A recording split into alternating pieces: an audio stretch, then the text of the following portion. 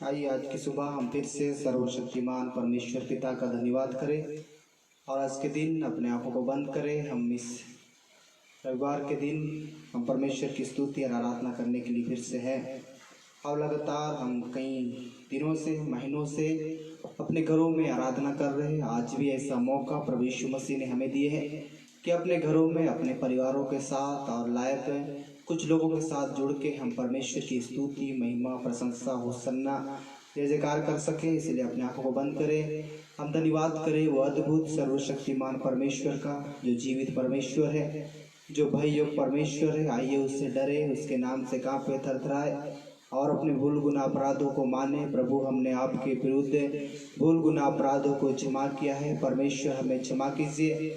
ओ प्रभु हमें दंड के योग्य नहीं प्रभु, पर आपकी दया आपके अनुग्रह के योग्य बना दीजिए। परमेश्वर विश्व में बड़ी शांति हो, आपके अनुग्रह हो, आपकी दया हो। प्रभु आज के दिन के लिए, आज के भोर के लिए, आज के जय के दिन के लिए हम आपका धन्यवाद करते हैं परमेश्वर, जो आज के दिन को आपने हमें देखने के लिए मौका दिया, अनुग्रह किया। परमेश्वर पिता हम आपका धन्यवाद करते हैं क्योंकि आप अद्भुत है, सामर्थी है और भैया परमेश्वर है। पिता हम धन्यवाद कर रहे हैं उन तमाम बातों के लिए जितने देरी हम इस पुलपिट में प्रभु खड़े रहेंगे, आपकी हुजूरी में खड़े रहेंगे। होली स्पिरिट पवित्र आत्मा हम आपका स्वागत करते हैं कि आप हमें हो जाइए और पवित्र आत्मा आप जैसा चाहते हैं ऐसा इन दिनों काम कीजिए। हम आपका धन्यवाद करते हैं।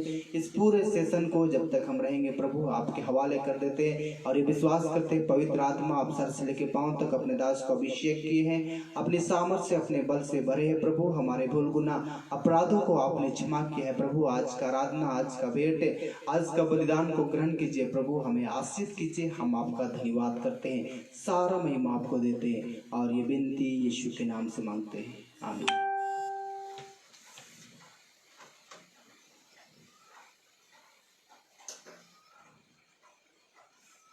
आइए एक गीत हम गाएंगे, परमेश्वर की महिमा करेंगे। हम गीत गाएंगे सब नामों में ऊंचा है यीशु नाम, और इस गीत को गा के इसके बाद हम सीधा प्रभु के वचनों को प्रचार करेंगे। आइए मेरे साथ इस गीत को गाइए, हम परमेश्वर की आराधना करें, स्तुति करें। सब नामों में ऊंचा है यीशु नाम, सब नामों में ऊंचा है यीशु नाम, सब नामों में ऊंचा है यीशु नाम, सब नामों में ऊंचा है यीशु नाम। स्वर्ग में धरती पर, धरती के नीचे दूजा कोई नाम नहीं है। स्वर्ग में धरती पर, धरती के नीचे दूजा कोई नाम नहीं है। हमको ताकत देता है यीशु नाम, हमको हिम्मत देता है यीशु नाम, हमको ताकत देता है यीशु नाम, हमको हिम्मत देता है यीशु नाम। स्वर्ग में धरती पर, धरती के नीचे दूजा कोई नाम नहीं है। स्वर्ग में धरती पर, धरती के नीचे दूजा कोई नाम नहीं है। सारे बंधन तोड़ता है यीशु नाम, हमको आजादी देता है यीशु नाम। सारे बंधन तोड़ता है यीशु नाम, हमको आजादी देता है यीशु नाम। स्वर्ग में धरती पर, धरती के नीचे दूजा कोई नाम नहीं है। स्वर्ग में धरती पर, धरती के नीचे दूजा कोई नाम नहीं है। हमको चंगा करता है हमको हमारी विनती सुनता है यीशु नाम, हमको चंगा करता है यीशु नाम, मेरी विनती सुनता है यीशु नाम। स्वर्ग में धरती पर, धरती के नीचे दूजा कोई नाम नहीं है। स्वर्ग में धरती पर, धरती के नीचे दूजा कोई नाम नहीं है। सब नामों में ऊंचा है यीशु नाम, सब नामों में ऊंचा है यीशु नाम, सब नामों में ऊंचा है यीशु नाम, सब नामों में ऊंचा है यीशु नाम। स्वर्ग में धरती पर, धरती के नीचे दूजा कोई नाम नहीं है। स्वर्ग में धरती पर, धरती के नीचे दूजा कोई नाम नहीं है। आइए हम धन्यवाद करें सर्वशक्तिमान परमेश्वर का।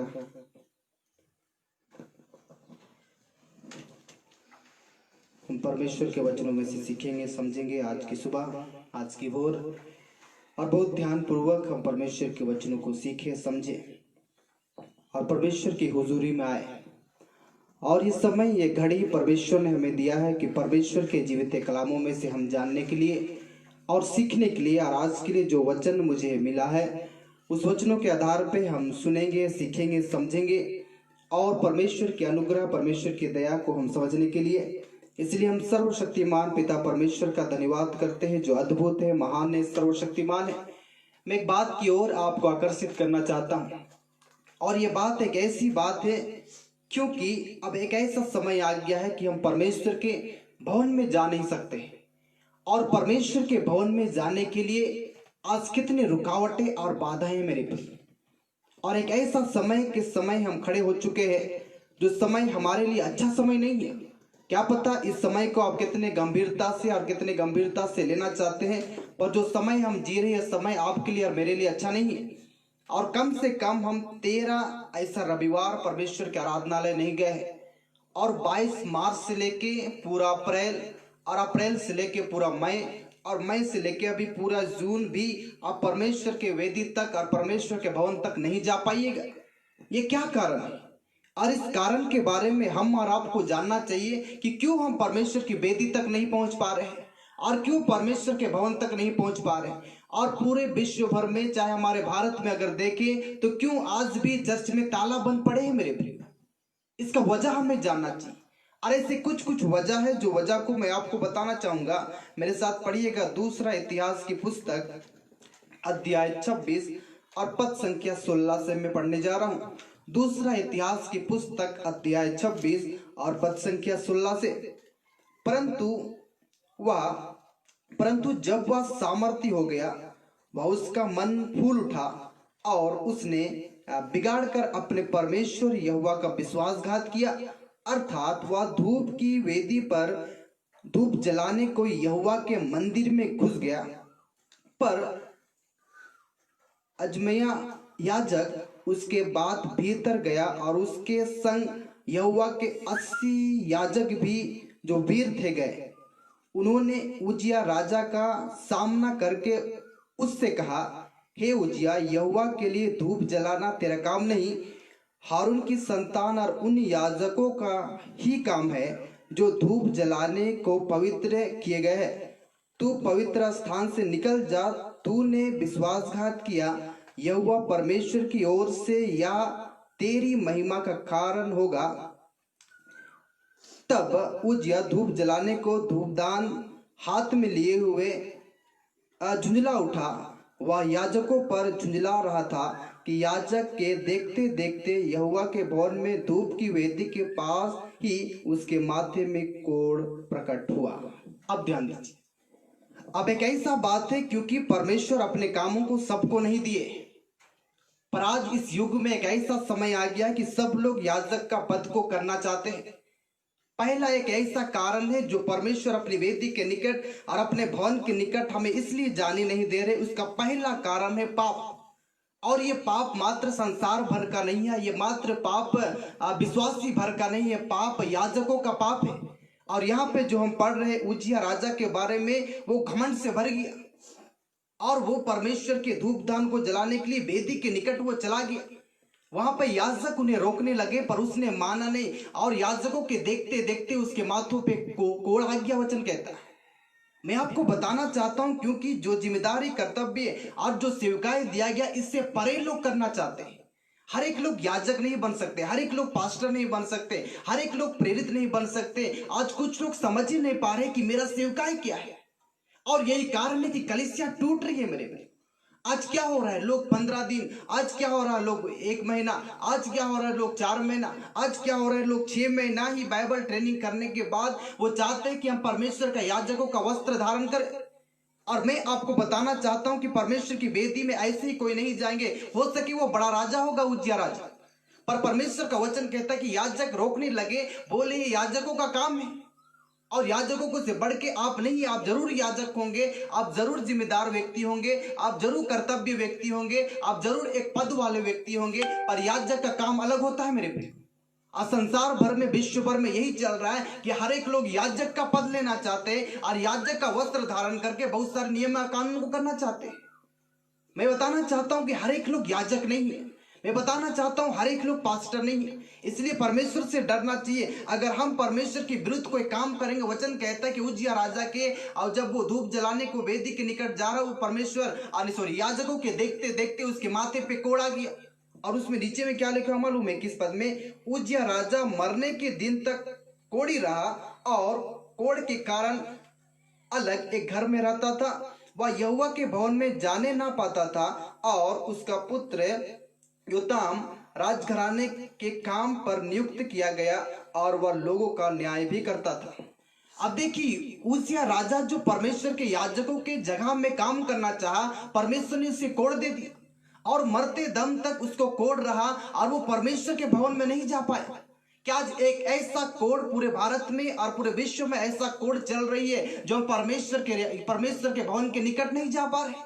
एक ऐसा कोड है जो कोड होने के कारण ना हम वेदी तक पहुंच पा रहे हैं, हम दास और याजक, ना विश्वासी परमेश्वर के भवन तक पहुंच पा रहे। इसका एक कारण हो सकता है कि हमारे जीवन में कोड लग चुका है, और एक ऐसा कोड लग चुका है जिस कोड के कारण आज हम परमेश्वर की वेदी तक नहीं पहुंच पा रहे। जब मैं परमेश्वर के वचन को मनन करता हूं तो मैंने देखा कम से कम 13 रविवार, 13 संडे हम परमेश्वर के भवन में नहीं जा पा रहे। क्या पता कई लोग इस बातों का चिंता करते हैं कि नहीं करते।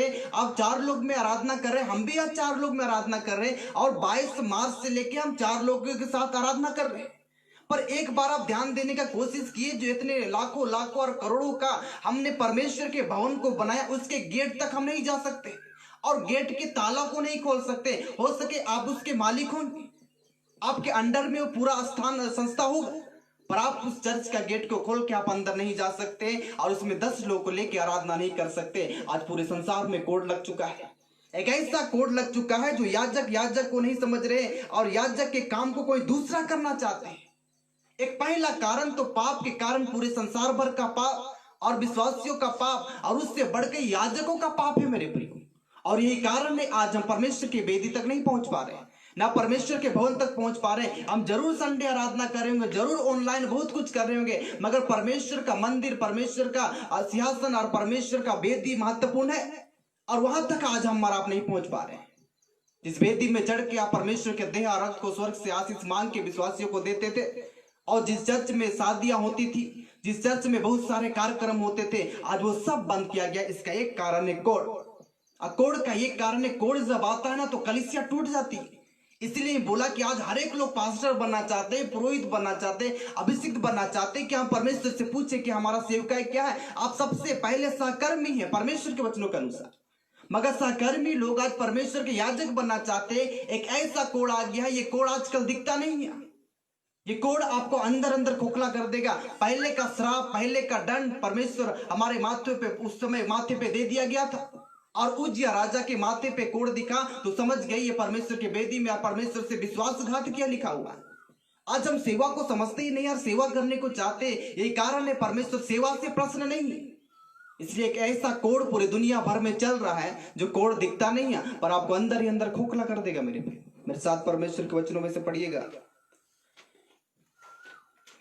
जो हमें मिलता है यिर्मयाह की पुस्तक अध्याय 6 और पद संख्या 13 से हम पढ़ रहे हैं। यिर्मयाह की पुस्तक अध्याय 6 पद संख्या 13 से पढ़ेंगे।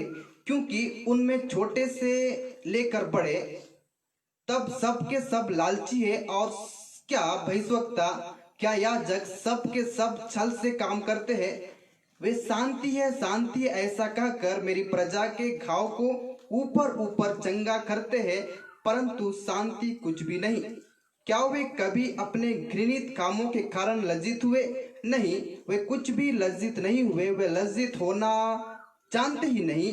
इस कारण जब और लोग नीचे गिरे तब वे भी गिरेंगे, और जब मैं उनको दंड देने लगूंगा तब वे ठोकर खाकर गिरेंगे। यहोवा की यही वाणी है। अब ध्यान दीजिए, आज सबसे पहले जिनको रोना और विलाप करना चाहिए वो परमेश्वर के याजक है, और परमेश्वर के याजक ही मिलके इस देश के वातावरण को, चाहे इस देश में जो भी अनुचित बात जो होना नहीं चाहिए हो रही है, इस सब चीज को रोकने के कारण एक व्यक्ति कर सकता है जिसका नाम है याजक।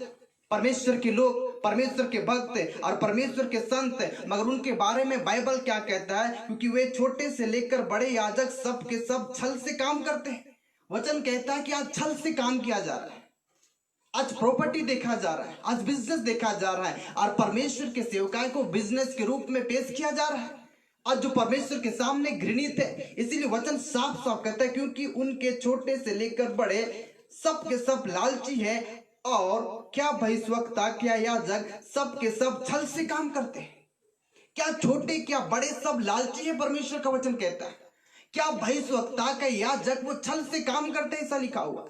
अगर हम याजक ही ठीक से ना रहेंगे तो कैसे इस देश और दुनिया के लिए हम प्रार्थना करेंगे? और जब तक याजक देश और दुनिया के लिए पश्चातापी हृदय से प्रार्थना ना करेगा, हमारा ऐसे ही सिलसिला चलते रहेगा। 33 लाख से ज्यादा पूरे विश्व भर में केस, और 4 लाख से ज्यादा ही पूरे विश्व में मौतें हो चुकी है, और इतने अनगिनत कई हजार हमारे भारत में, और कुछ संख्या हमारे झारखंड में मौत हो चुकी है। मेरे प्रिय, अगर इसे भी देख के अगर हमारा जीवन और याजकों का जीवन जैसा परमेश्वर के सामने होना चाहिए नहीं होता है, तो नीचे कहता है वे शांति है ऐसा कहकर मेरी प्रजा के घाव ऊपर ऊपर चंगा करते हैं, परंतु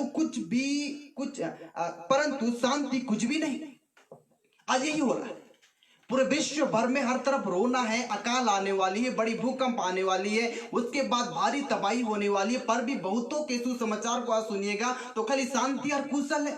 वचन कहता है मेरी प्रजा के लोग को शांति है कुशल कह के उसके घाव को ऊपर ही ऊपर वो ठीक कर रहे हैं, पर अंदर एक ऐसे कोड है जिस कोड को हम ठीक होते हुए नहीं देख रहे, और यही कारण है मैं उद्धार तक नहीं पहुंच पा रहा।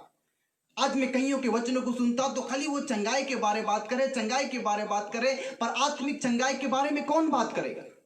और हम चाहते हैं तुम्हारा गाड़ी हो जाए, बंगला हो जाए, या अंतिम दिनों में तुमने धन बटोरा, लिखा हुआ याकूब की पुस्तक अध्याय 5 में लिखा हुआ है कि तुमने अंतिम दिनों में धन बटोरा। आज हम बोलेंगे आपके बिजनेस में बड़ा तरक्की हो, आपका 3 तल्ला मकान हो जाए, आप ऐसी गाड़ी में चले, ये शब्द शोभा नहीं देता है, क्योंकि अंतिम दिन में और अंतिम क्षणों में, अंतिम दिनों में तुमने क्या किया? तुमने धन बटोरा लिखा हुआ है। आज हम धन की ओर देख रहे हैं। मेरी प्रजा के लोग को तुमने क्या कहा? शांति है शांति ऐसा करके मेरी प्रजा के घाव को ऊपर ऊपर चंगा करते हो, परंतु कुछ भी शांति नहीं है। और लिखा हुआ है क्या वे कभी अपने घृणित कामों के कारण लज्जित हुए? नहीं, वे कुछ भी लज्जित नहीं हुए। वे लज्जित होना जानते ही नहीं। इस कारण जब और लोग नीचे गिरे तब वे भी गिरेंगे, और जब मैं उनको दंड देने लगूंगा तब वे ठोकर खाकर गिरेंगे। यहोवा की यही वाणी। हम लज्जित होना जानते ही नहीं, हम बड़े होना जानते हैं, हम पद लेना चाहते हैं, हम हर एक जगह उच्च अच्छे स्थानों को चाहते हैं, पर छोटा बनने सीखते ही नहीं। क्या बड़े क्या छोटे क्या याजक क्या भविष्यवक्ता, सब के सब लालची लिखा हुआ है और सब के सब छल से काम करते हैं, ऐसा लिखा हुआ है। क्या हम परमेश्वर को प्रश्न कर रहे हैं कि परमेश्वर अपने मंदिर का फाटक खोल दे? नहीं, ये तो 13 संडे से ऐसे ही चला रहा है।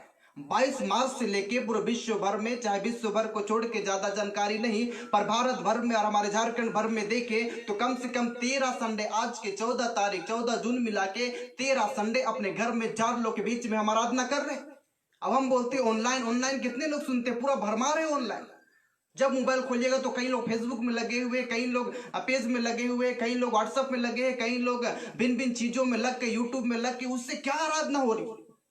एक ऐसी आराधना हम करते थे जिस समय हजारों लोग रहते थे, सैकड़ों लोग रहते थे और एक साथ एक स्वर में हम परमेश्वर की स्तुति आराधना करते थे। ये तो बंद हो चुका है। इसका एक ही कारण है कि हम याजकों को पश्चाताप करना चाहिए। ये वचन मैं आप पे दोष लगाने के लिए प्रचार नहीं कर रहा हूं, पर मैं अपने लिए प्रचार कर रहा हूं, क्योंकि मैं एक याजक हूं और मैं जन्म से लेकर मृत्यु और विवाह हर एक चीजों में मेरा काम आता है और मैं कलीसिया को सुचारू रूप चलाने के लिए सोचता हूं। पर ये मैं आपको कहना चाहता हूं कि परमेश्वर याजकों से प्रश्न नहीं है, भविष्यवक्ताओं से प्रश्न नहीं है। क्यों नहीं? अभी आगे पन्नों में पलटता हूं मैं और उसमें वचनों में जब देखेंगे तो पता चलेगा कि क्यों परमेश्वर प्रश्न नहीं है।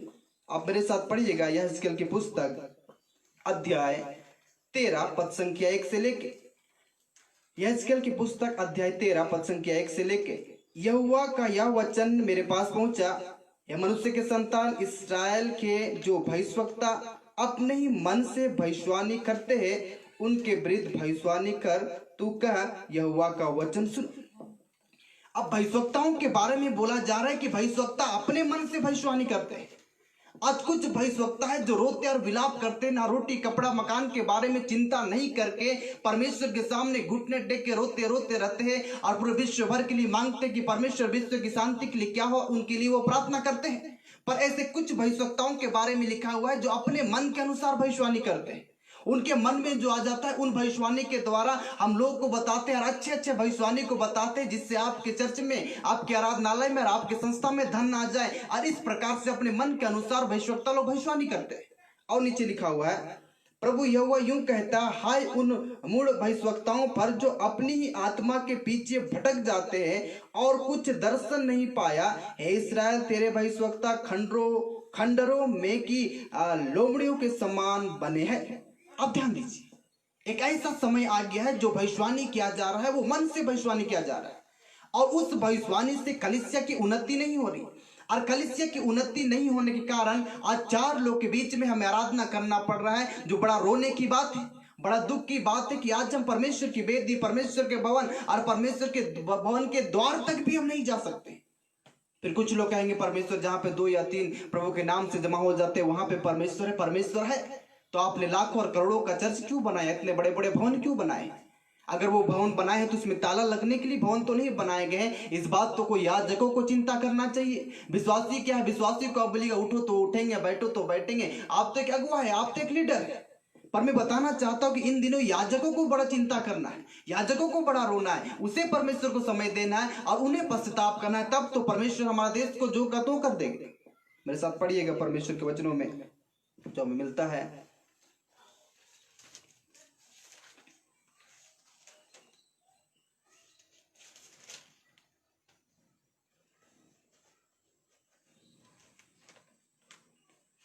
हम पढ़ेंगे जकरिया की पुस्तक अध्याय 3 पद संख्या 1 से लेके, जकरिया की पुस्तक अध्याय 3 पद संख्या 1 से लेके, फिर उसने यहोशू महायाजक को यहोवा के दूत के सामने खड़ा हुआ मुझे दिखाया और शैतान उसकी दाहिनी ओर उसका विरोध करने को खड़ा था। तब यहोवा ने शैतान से कहा, हे शैतान, यहोवा तुझको घुड़ के, यहोवा जो यरूशलेम को अपना लेता है वही तुझे घुड़ के, क्या यह आग से निकली हुई लुढ़की सी नहीं? उस समय यहोशू तो दूत के सामने मैला वस्त्र पहने हुए खड़ा था। अब देखिए, अब इस महायाजक के बारे में बातचीत किया जा रहा है। यहाँ पे लिखा हुआ है कि उस समय यहोशू तो दूत के सामने मैला वस्त्र पहने हुए खड़ा था। यह मैला वस्त्र क्या है? यह मैला वस्त्र यही है जो हम परमेश्वर के साथ ईमानदारी से सेवकाई नहीं कर रहे।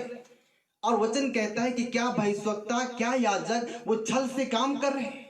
आज परमेश्वर के सेवकाई को बिजनेस के रूप में तौर पे सौंपा मतलब दिखाया जा रहा है, और इसके कारण परमेश्वर को जितना वंदना, स्तुति, प्रशंसा होना चाहिए इतना कुछ हो नहीं रहा है। आज याजक लोग मैला वस्त्र पहन के वेदी के कामों को करना चाहते हैं, परमेश्वर के बड़े बड़े कामों करना चाहते हैं। यहोशू महायाजक था, वो याजकों से भी बड़ा था, और उसका मैला वस्त्र शैतान को देख के शैतान ने देख लिया, इसलिए शैतान आज आपके मैले वस्त्र पे दोष लगाता है। आज दोष लगाने वाला काम शैतान है। अगर हम मैला वस्त्र पहनेंगे तो दोष लगाया ही जाएगा।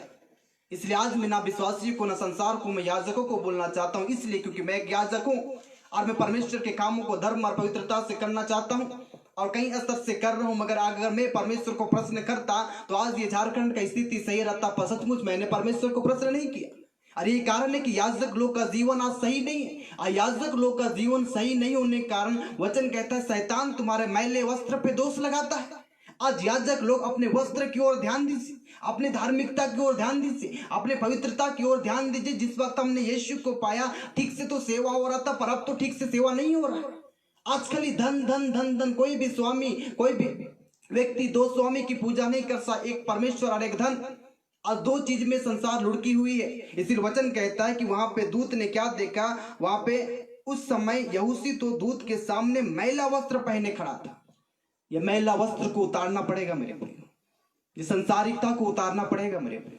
आज ये धार्मिकता और पवित्रता और पवित्र आत्मा ने जो हमें अध्यक्ष ठहराया है, उसकी अगुवाई में कलीसिया को चलना चाहिए। अगर उसकी अगुवाई में ना चले तो इस देश का और भी खंडर होते जाएगा मेरे प्रिय। ये देश इतना बुरा हो जाएगा, इतना बुरा हो जाएगा, और इसका लेखा हमें देना पड़ेगा। अगर आप सब लोग इब्रानी की पुस्तक पढ़े हैं तो आपको साफ साफ मालूम है कि लेखा मुझे देना पड़ेगा और लेखा आपको देना पड़ेगा। इस बातों के लिए मैं डरता हूं, अगर मैं जागते हुए भी रहता हूं तो भी मुझे लेखा देना पड़ेगा। अगर ये बात याजक लोग समझ जाए तो हमारा देश, हमारा झारखंड, हमारा राज्य, हमारा विश्व बड़ी शांति को देखें। हमारे याजकों का सचमुच दोष है मेरे प्रिय, और आपका दोष नहीं, मेरा भी दोष है। इन बातों को मैं मानता हूं। जो समय परमेश्वर ने दिया है वो बहुमूल्य है, और हमने समय को बहुमूल्य नहीं समझा। और ये दिन बुरे, ये बात को हमें जानना चाहिए।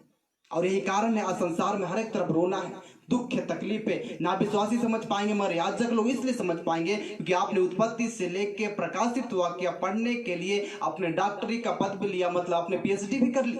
तो ज्यादा जानकारी किसे है? जो परमेश्वर के वचनों को मनन करते और उन्हें ही मालूम है कि क्या करने से और नहीं करने से संसार ठीक से रहेगा। फिर बोलेंगे ये तो होना ही क्योंकि अंत के समय है। ये जरूर होना है मेरे प्रिय, मगर कलीसिया को उठना है, इस बारे की भी तो चिंता करना है। मेरे साथ परमेश्वर के वचनों में से पढ़िएगा। अब दो वचन पढ़ के मैं समाप्त कर रहा हूँ, आपको समझने के लिए मैं पढ़ रहा हूँ। हाँ, मरकुस की पुस्तक अध्याय 7 पद संख्या 6 से।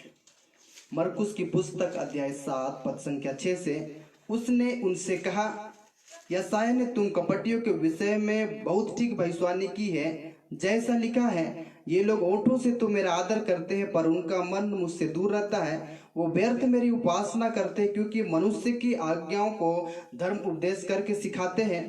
क्योंकि तुम परमेश्वर की आज्ञा को टालकर मनुष्य की रीतियों को मानते हो। उसने उनसे कहा, तुम अपनी परंपराओं को मानने के लिए परमेश्वर की आज्ञा कैसी अच्छी रीति से टाल देते हो। 13 पद, इस प्रकार तुम अपनी परंपराओं से जिन्हें तुमने ठहराया है परमेश्वर का वचन टाल देते हो और ऐसे ऐसे बहुत से काम करते हो। ध्यान दीजिए, याजक है वो सही है, पास्टर है वो सही है, प्रेरित है वो सही है, और भिन्न भिन्न याजकों का पद आपको दिया गया सही है, पर इसके बारे में भी भविष्यवाणियां किया गया है। आज जो परिस्थिति हमारे देश और दुनिया में चल रही है, आज जो हम सेवक लोग इन बातों को ध्यान देना नहीं चाह रहे हैं, और हम मात्र खाली सिखाना चाह रहे हैं, सीखना नहीं चाह रहे हैं, और मात्र पश्चाताप नहीं करना चाह रहे, इनके लिए वचन है। और परमेश्वर का वचन कहता है, उसने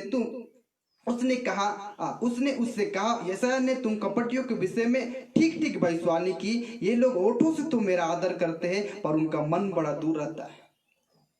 ओठों से आदर करने का मतलब परमेश्वर तेरी तारीफ हो, तेरी बड़ाई हो, तेरी होसन्ना हो, तेरी जय जयकार हो, मात्र ओठों से करते हैं। पर आज भी कई याजक का हृदय परमेश्वर से दूर है। जो रिश्ता हमें परमेश्वर के साथ मिला गया था वो रिश्ता अब कहीं याजकों के साथ नहीं है, और हम झूठ मूठ का मैला वस्त्र पहन के परमेश्वर की वेदी में जाके बहुत सारे धार्मिक कामों करना चाहते हैं। पर यहाँ पे लिखा हुआ, वो ओठों से तो मेरा आदर करते हैं पर उनका मन बड़ा दूर है, वो व्यर्थ मेरी उपासना करते हैं, मनुष्य की आज्ञाओं को धर्मोपदेश करके सिखाते हैं। वचन साफ साफ है। आज संसार भर में कुछ लोग का ऐसे उपासना है जिस उपासना के बारे में परमेश्वर ने बोला कि तुम व्यर्थ मेरा उपासना करते हैं। और यहाँ पे नीचे में लिखा हुआ है, तुम मनुष्य की आज्ञाओं को धर्म उपदेश करके सिखाते हो। मनुष्य की आज्ञाओं को आज कई याजक लोग मनुष्य की आज्ञाओं को सुनना चाहते हैं, और जितने धनवान लोग कलीसिया में है ना, उनके बातों को ज्यादा कलीसिया के पुरोहित समझते हैं, कलीसिया के अगुए समझते हैं। आज अमीरी और गरीबी कलीसिया में है। जो कलीसिया में अमीरी और गरीबी है वो कलीसिया नहीं है। प्रेरितों की कलीसिया में कोई भी गरीब बड़ा कोई भी दरिद्र नहीं था। अगर आज कलीसिया में अमीरी और गरीबी को देखा जाता है तो वो कलीसिया नहीं है। तुम व्यर्थ मेरी उपासना करते हो। मनुष्य की आज्ञाओं को तुम धर्म उपदेश करके सिखाते हो, क्योंकि तुम परमेश्वर की आज्ञाओं को टालकर मनुष्य की रीति को मानते हो। देखिए, परमेश्वर की आज्ञाओं को टालकर आज परमेश्वर की आज्ञाओं को टाला जा रहा है मेरे भाई। परमेश्वर की आज्ञाओं को टालकर मनुष्य की रीति को लोग मानने चले, जैसा लोग बोलते हैं। आज कई लोग खाली भविष्यवक्ता को सुनना चाहते हैं मगर परमेश्वर के वचन को नहीं सुनना चाहते। भविष्यवक्ता बोलेंगे आप घर में कुशल हो तो आप मान लीजिएगा, मगर बाइबल में देखने नहीं चाहते कि आपका भला होने वाला है कि बुरा होने वाला है। और इस बात को हम परमेश्वर के वचन में नहीं खोज के आज हम भविष्यवक्ताओं के पीछे चल रहे हैं मात्र, कि भविष्यवक्ता कुछ अच्छा संदेश दे, मगर कुछ भी अच्छा संदेश नहीं है। अगर जो भविष्यवक्ता अच्छा संदेश देते हैं वो एक ऐसे रास्तों में चल रहे, वो अपने आत्मा से भटक गए लिखा हुआ है। पर अब जो समाचार मिलने वाला वो समाचार तो दुख का ही समाचार होगा, क्योंकि परमेश्वर जल्द से जल्द नया यरूशलेम को इस पृथ्वी पर उतारने वाले हैं और उसके लिए बड़ी तैयारी किया जा रहा है। और नीचे लिखा हुआ है, उसने उनसे कहा तुम अपनी परंपराओं को मानने के लिए परमेश्वर की आज्ञा अच्छी रीति से टाल देते हो। अपनी परंपरा, आज कलीसिया में परंपरा है मेरे, और पुस्तक से ही पूरा आराधना चलाया जाता है। सुबह की प्रार्थना, रात की प्रार्थना, भोर की प्रार्थना, जितना कुछ आप पुस्तक से कर रहे हैं, आप बाइबल से तो कुछ कर नहीं रहे। इसका यही कारण है, यहाँ पे लिखा हुआ है, उसने उनसे कहा तुम अपनी परंपराओं को मानने के लिए परमेश्वर की आज्ञा अच्छी रीति से टाल देते हो। परंपरा जो हमारे पुरखाओं से चलते आ रहे हैं, वही चीज को आज कलीसिया में चलाया जा रहा है, मगर परमेश्वर की आज्ञाओं की ओर ध्यान नहीं दिया जा रहा है। 13 पद में कहता है, तुम इस प्रकार तुम अपनी परंपराओं से जिन्हें तुमने ठहराया है परमेश्वर का वचन टाल देते हो और ऐसे ऐसे बहुत से काम करते हो। यह परंपरा मनुष्य ने बनाया। आज कलीसिया पवित्र शास्त्र के अनुसार नहीं पर मनुष्य की रीति पे चल रहा है, बनाई हुई परंपरा, ठहराए हुए चीजों पे चल रहा है, मगर परमेश्वर की आत्माओं से नहीं चल रहा है आज कलीसिया। और इसका सबसे बड़ा कारण परमेश्वर के याजक और महायाजक है, जिनको परमेश्वर उस शैतान ने दोष लगाया और बोला कि याजक ने एक मैला वस्त्र पहन के वेदी में काम करने को चढ़ चुका है। आज ऐसे कई कलीसिया है जिसका वस्त्र मैला है, हो सके उसमें से मैं हूं, हो सके उसमें से आप, जिसका वस्त्र मैला है। परमेश्वर के कामों को हम करना चाहते हैं। हम परमेश्वर के वचनों में से थोड़ा सा हम छूट गए हैं, अगर आपको मिलेगा।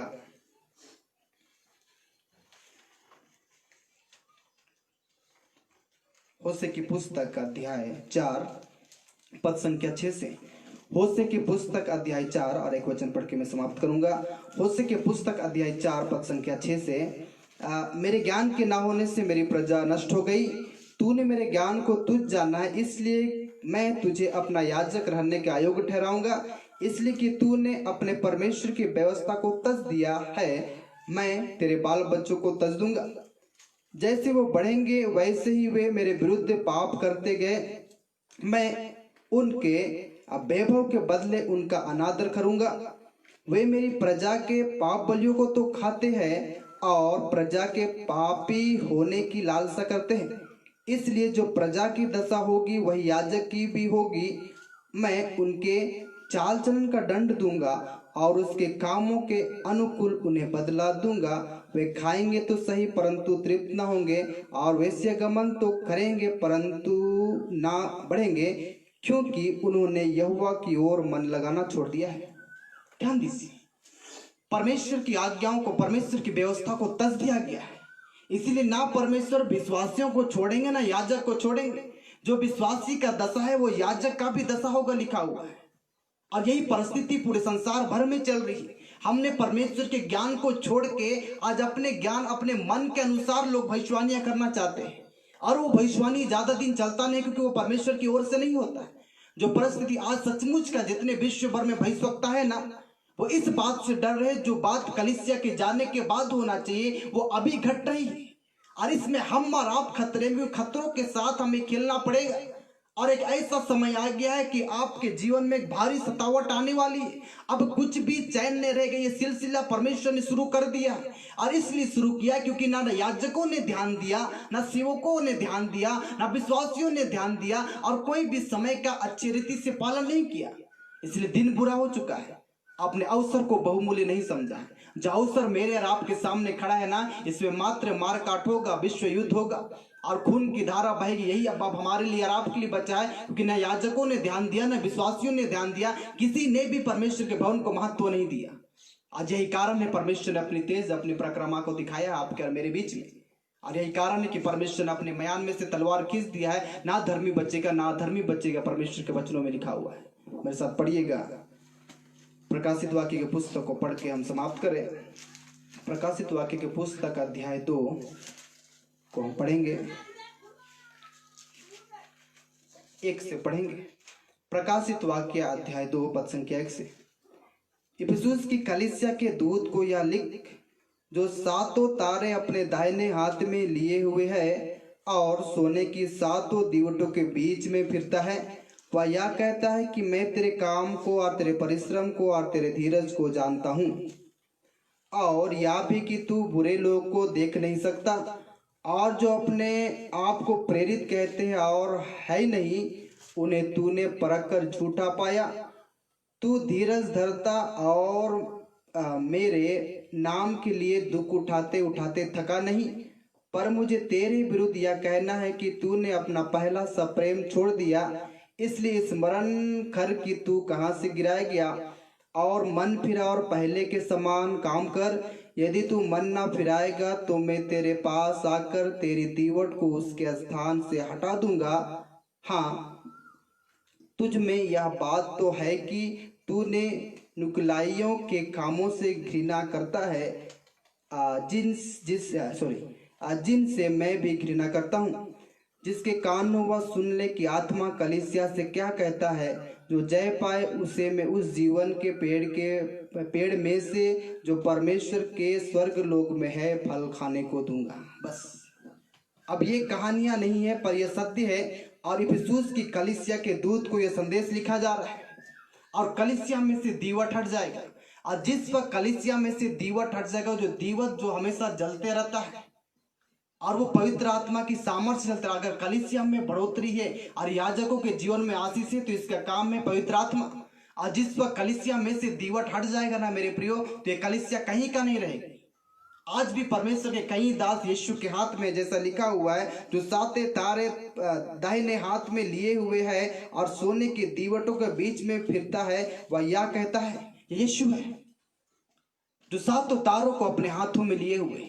इसका एक ही मतलब है कि आज भी परमेश्वर के कई दास लोग जो आंसू के साथ, पश्चाताप के साथ और धन को पीछे छोड़ के परमेश्वर की सेवकाई करें, वो यीशु के हाथ में और वो दीवटों के बीच में चलता है। मतलब कलीसिया में आज भी वो है और कलीसिया में आज भी वो आत्मा काम करिए। पर इफिसुस की कलीसिया को बोला गया कि उस दीवट को मैं हटा दूंगा। उस आत्मा के अभिषेक को, जो दिया जो जलता है, दीवट में जो दिया जलती है, जो सोने के दीवट के बारे में लिखा है, वो जो दिया में जो आग जलती है, वो हमारी धार्मिकता और पवित्रता का कारण नहीं, वो परमेश्वर के अभिषेक के द्वारा पूरे कलीसिया को परमेश्वर अपने अभिषेक में बनाए रहता है। मगर आज कलीसिया इस बात को ना समझे, याजक और पुरोहित इस बात को ना समझे, तो आपके कलीसिया में से उस दीवट को हटा देने का वादा किया गया है। और ये साफ साफ कहा गया है कि तुमने जो जो किया मैं जानता हूं। तुमने थका नहीं, तुमने दुख उठाया, तुमने धीरज धरा, तुमने परिश्रम किया, ये सब बातों को जानता हूं, ऐसा लिखा हुआ है।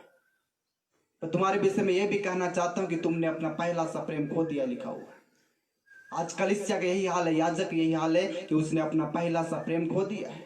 जिस वक्त हमने यीशु को ग्रहण किया, जिस वक्त हमने याजकीय वस्त्र पहना, उसमें बड़ा अच्छा लगने लगा।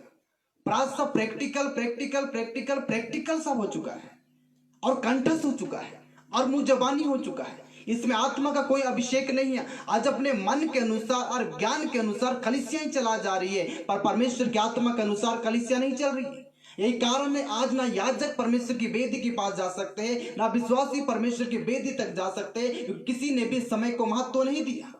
दिन बुरे हैं अवसर को बहुमूल्य समझो, मगर हमने अवसर को बहुमूल्य नहीं समझा। इसका दोष मैं अपने सर पे लेता हूं, ये दोष आपके सर में भी इसलिए लगना चाहिए कि जितने याजक लोग परमेश्वर की इच्छा के अनुसार नहीं और अपने मन के अनुसार आज तक काम किए हैं।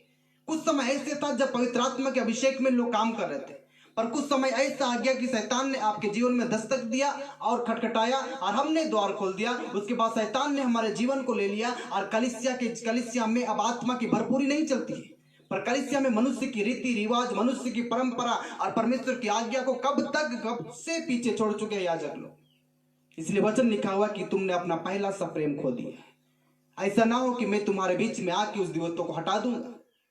परमेश्वर का वचन साफ साफ इसलिए ध्यान दिया जाए कि हम कहां पे गिराए गए। और उठ जा लिखा हुआ है और मन फिरा लिखा हुआ है और पहले जैसे फिर से काम करने को इफिसुस की कलीसिया को बोला गया। संसार भर में यही चल रहा है मेरे प्रिय। आज हमने अपने पहला सा प्रेम खो दिया है। अपने व्यक्तिगत जीवन में देखिए कि आप कहां से गिराए गए। अगर आप इस बात को नहीं देखिएगा मेरे प्रियो तो संसार ऐसे ही चलेगा। अभी 13 संडे हो चुका है, 13 रविवार जो जय का दिन परमेश्वर की वेदी में नहीं मनाया जा रहा है। इसका एक ही कारण है, 4 लोग के बीच में आराधना इसलिए किया जा रहा है क्योंकि परमेश्वर याजकों से प्रश्न नहीं है और परमेश्वर मुझसे भी प्रश्न नहीं, किसी कलीसिया से परमेश्वर प्रश्न नहीं है जो विश्व भर में फैली हुई। क्या पता वो कौन सी कलीसिया होगी, क्या पता वो कौन सा याजक होगा। मैं उस याजकों में गिनती नहीं आता हूँ, पर कम से कम कुछ याजक तो है इस दुनिया में, इसलिए आज दुनिया सलामत है। पर वो भी याजक अगर छल से काम करना शुरू कर देंगे तो इस दुनिया को तबाही से कोई नहीं रोक सकता है। तुमने अपना पहला सा प्रेम खो दिया है, पहला सा अभिषेक खो दिया है। तुम्हारे जीवन में ना वो धार्मिकता ना वो पवित्रता बच चुकी है। इसलिए जब जब ये वचन पढ़ता हूं तो मुझे लगता है आपके लिए नहीं, पर ये वचन मेरे लिए प्रचार किया जा रहा है। मैं आज भी परिश्रम करता हूं, मेहनत करता हूं, दुख उठाता हूं, पर भी ऐसा लिखा हुआ है, ऐसा तुमने किया है। पर भी मैं तुझसे कहना चाहता हूं, तुमने पहला सा प्रेम खो दिया। जरूर दुख उठाया जा रहा है, जरूर सेवकाई किया जा रहा है, पर परमेश्वर इससे प्रश्न हो जाता तो इफिसुस की कलीसिया को ऐसा नहीं लिखा जाता। पर इफिसुस की कलीसिया को इसलिए लिखाया गया कि वो कलीसिया परमेश्वर का पहला सा प्रेम खो दिया। आज विश्वासी और याजक और परमेश्वर के लोग परमेश्वर का पहला सा प्रेम खो दिए। वो जरूर डफली बजा रहे, जरूर जान बजा रहे, जरूर वो गीत गा रहे, जरूर वो सुसमाचार प्रचार कर रहे, मगर परमेश्वर तुम्हें अपने वेदी और अपने भवन के योग्य भी नहीं समझा। इसलिए आज जो ताला पूरे चर्च में गड़ा हुआ है ना, इसका एक ही कारण है, छल से काम किया जा रहा है। इसका एक ही कारण है कि आज हम धन की सेवा कर रहे हैं। आज एक ही कारण है, हम परमेश्वर को उसे उपासना, जो उपासना परमेश्वर को चाहिए वो उपासना नहीं दिया जा रहा है। तुम व्यर्थ मेरी उपासना करते हो, लिखा हुआ रोमी की मरकुस की पुस्तक में। तुम व्यर्थ मेरी उपासना कर रहे हो।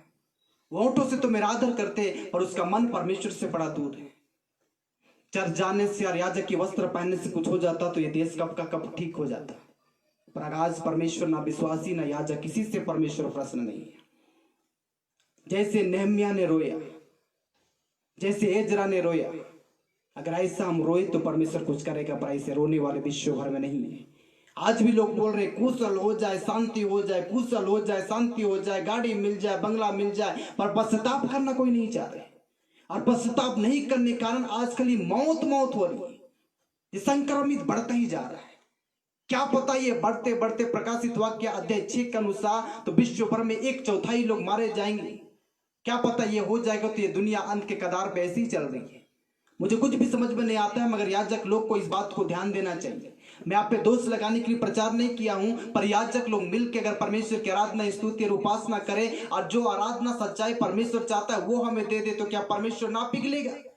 वहां पे परमेश्वर ने साफ साफ योना से कहा था कि निनवे को मैं सत्यानाश कर दूंगा, पर वहां के लोगों ने तो पश्चाताप किया और परमेश्वर ने अपने इरादों को बदल दिया। परमेश्वर आज भी अपने इरादों को बदल सकता है, मगर पश्चाताप नहीं हो रही।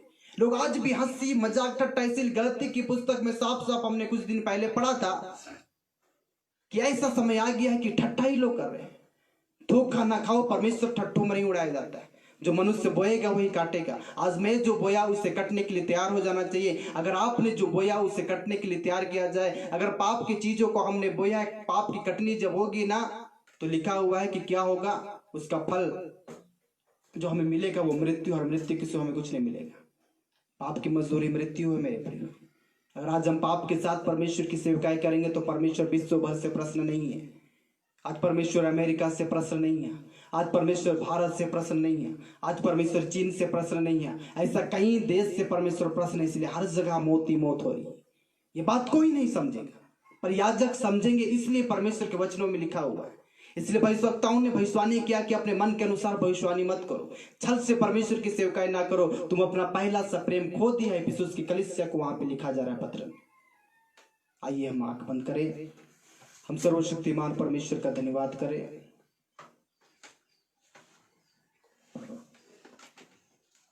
हम उसकी स्तुति करें, उसकी आराधना करें। एक कोरस गा के हम परमेश्वर के निकट आए। प्रभु सचमुच हमने पाप किया है आपके विरुद्ध। प्रभु आप आज बहुत याजकों से प्रश्न नहीं है मेरे परमेश्वर। ओ पिता परमेश्वर, हम आपका धन्यवाद करते हैं। रिबाना शखरा बना ओ रिखाला बखताना। ओ प्रभु महान परमेश्वर, आज याजक लोग मैले वस्त्र पहने हैं और उजिया राजा की तरह बहुतों के अंदर में घमंड आ चुका है। इसका एक ही कारण है, मनुष्य को बिना देखी वाली कोड़ लग चुकी है। प्रभु वो कोड़ मनुष्य को नहीं दिखता है, पर वो मैला वस्त्र परमेश्वर को दिखता है। और ये मैला वस्त्र शैतान को भी दिखता है, क्योंकि शैतान दोष लगाने को तैयार है। इसलिए आज परमेश्वर के याजक लोग इस बात को ना समझे तो हमारे एक ऐसे कगार पे पहुंच जाएंगे जहां पे कोई हमें बचाने और छुड़ाने वाला नहीं हो जाएगा। और उसके बाद परमेश्वर अपनी कलीसिया को लेकर चला जाएगा, कई लोग छूट जाएंगे। मेरे अपने आंखों को बंद करें, हम सर्वशक्तिमान परमेश्वर का धन्यवाद करें। इस कोरस को मेरे साथ गाए। ये गीत मैं गा रहा हूँ आपके लिए नहीं, पर इस गीत को मैं मेरे लिए गा रहा हूँ। और परमेश्वर के सामने मैं पश्चाताप कर रहा हूँ। मैं मान रहा हूँ प्रभु मैं एक याजक हूँ। अगर याजक का ड्यूटी, याजक के वस्त्र पहनने के कारण मैं अपनी जिम्मेदारी को ठीक से नहीं निभाया प्रभु, तो आप मेरे परिवार मुझे माफ कीजिए, हमारे कलीसिया को माफ कीजिए, इफिसुस की कलीसिया को माफ कीजिए प्रभु। और वो दीवट हमारे कलीसिया में से ना हटा दीजिए, जो दीवक में अग्नि और वो दीप जलता है, वो पवित्र आत्मा के अभिषेक से जलता है हमारे कलीसिया में से, वो अभिषेक ना चला जाए प्रभु। अपने दासों पर रहम खाइए पिता, हम आपका धन्यवाद करते हैं। पापी हूँ यीशु मसीह, मैं पापी हूँ यीशु मसीह, पापी हूँ यीशु मसीह, मैं पापी हूँ यीशु मसीह, तेरे लहू के धाराओं से बचा ले यीशु मसीह, तेरे लहू के धाराओं से बचा ले यीशु मसीह। तू है पवित्र प्रभु, मैं पवित्र हूँ। तू है पवित्र प्रभु, मैं पवित्र हूँ। तेरे लहू के सामर्थ्य से पवित्र बना दे प्रभु, तेरे लहू के सामर्थ्य से पवित्र बना दे प्रभु। पापी हूँ यीशु मसीह, मैं पापी हूँ यीशु मसीह, पापी हूँ यीशु मसीह, मैं पापी हूँ यीशु मसीह, तेरे लहू के धाराओं से बचा ले यीशु मसीह, तेरे लहू के धाराओं से बचा ले यीशु मसीह। मैं तेरे काम को जानता हूँ, तेरे परिश्रम और तेरे धीरज को जानता हूँ, और यह भी कि तू बुरे लोगों को देख नहीं सकता, और जो अपने आप को प्रेरित कहते हैं और है नहीं, उन्हें तूने परख कर झूठा पाया।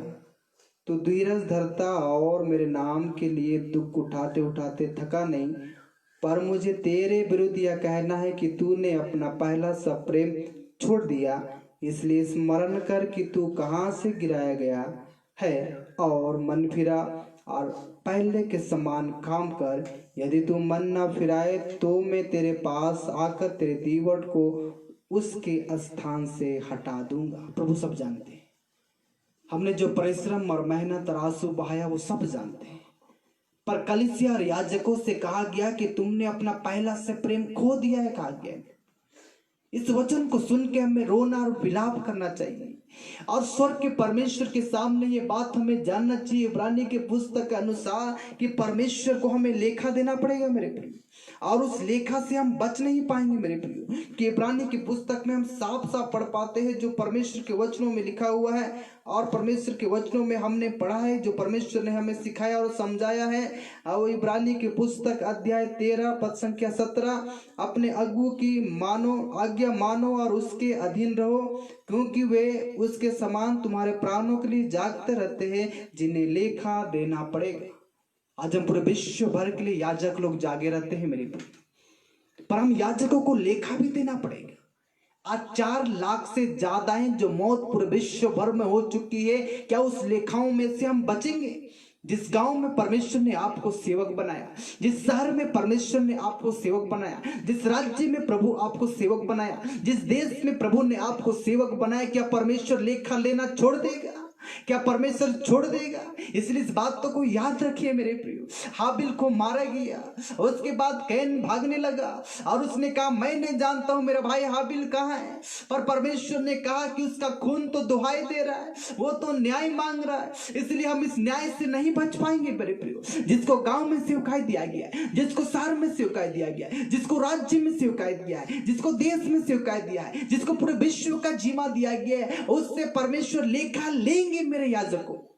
और इस चीज से हम और आप कभी नहीं बच सकते। अगर झारखंड का स्थिति ऐसा है तो झारखंड के याजकों को इस बातों को ध्यान देना चाहिए। अगर भारत देश की स्थिति ऐसा है तो भारत का जीमा जिनको दिया गया उनको ध्यान देना चाहिए। विश्व का स्थिति है तो जिसको विश्व भर में सेवकाई दिया गया उसको चिंता करना है। इसलिए तुमने अपने पहले सा प्रेम खो दिया है, इस बात को परमेश्वर का वचन हमें सिखाया मेरे को। अगर प्रभु मैं आपका दास होने के नाते पहला सा प्रेम खो दिया हूं तो मुझे क्षमा कीजिए प्रभु, मुझे माफ कीजिए परमेश्वर, और हमारे देश को झोंका थो कर दीजिए प्रभु, हमारे झारखंड को आशीष दीजिए प्रभु, हमारे भारत को आशीष दीजिए प्रभु, हमारे विश्व को आशीष दीजिए प्रभु, हमारे भूल गुनाह अपराधों को क्षमा कीजिए प्रभु, हमारे भूल गुनाह अपराधों को क्षमा कीजिए प्रभु, याजकों के भूल गुनाह अपराधों को क्षमा कीजिए प्रभु, वैश्वता प्रेरितों के भूल गुनाह अपराधों को क्षमा कीजिए प्रभु, आपके सेवकों के भूल गुनाह अपराधों को क्षमा कीजिए प्रभु, मेरे पापों को माफ कीजिए प्रभु, मेरे गुनाहों को भूल जाइए प्रभु, और हमारे पापों को पीठ के पीछे फेंक दीजिए प्रभु। आपने कहा याद कर तू कहां से गिराया गया, मन फिरा और फिर से परमेश्वर का वही काम हमें करना है जो हमने शुरुआत से किया है, और उस कामों को अगर ना करे तो हमारे सामने से वो दीवट हटा दिया जाएगा, वो अभिषेक हटा दिया जाएगा मेरे भाई। इसलिए मैं सर्वशक्तिमान परमेश्वर पिता का धन्यवाद करता हूं, जिसे परमेश्वर कलीसियाओं का लेखा देने के लिए परमेश्वर मुझे खड़ा किया है।